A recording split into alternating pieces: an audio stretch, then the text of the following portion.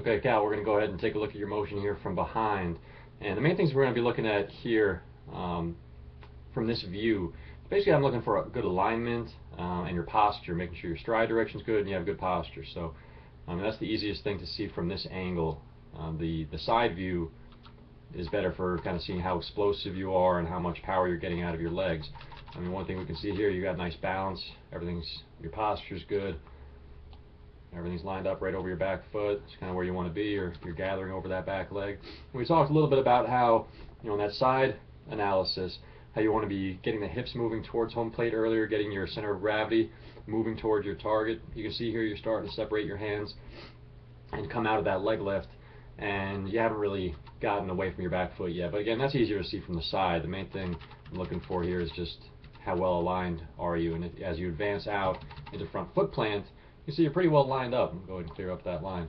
But you can see you're pretty well lined up. If I draw a line from your back foot, basically to where your target is, see your catcher down there, and you're basically striding directly towards your target. So that all looks good. You're getting your arm up in good position to throw at front foot plant.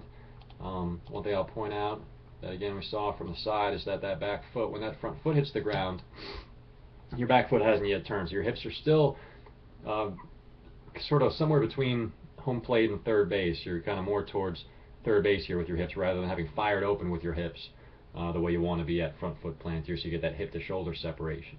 So that's definitely something to work on. Again, I think the main way you're going to be able to achieve that is by getting things started earlier and more explosively and really driving with your legs, and that way you'll be able to get out more powerfully and really explode with those hips into front foot plant.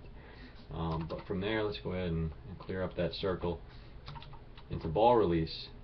Again, everything looks pretty good. There's no real dramatic, you've got kind of a 3/4 arm slot, but there's no real dramatic posture change where you're really leaning way over to the left. I mean, there's a little bit of an angle, but it's kind of what you typically would see. Your head's not yanking way off to the side.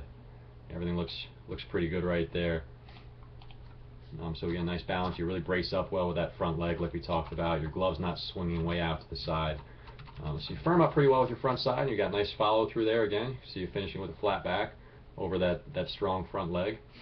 So that's a really great follow through. So overall, I mean, things look pretty good. Like I've told you before, you've got really nice clean mechanics. We just need to be adding more power, more explosiveness to your delivery to really get things moving towards your target powerfully, and that'll translate to higher velocity. Because otherwise things look pretty good. So again, you got some good things to work with here. Keep up the good work. If you have any questions at all, you shoot me an email or give me a call anytime.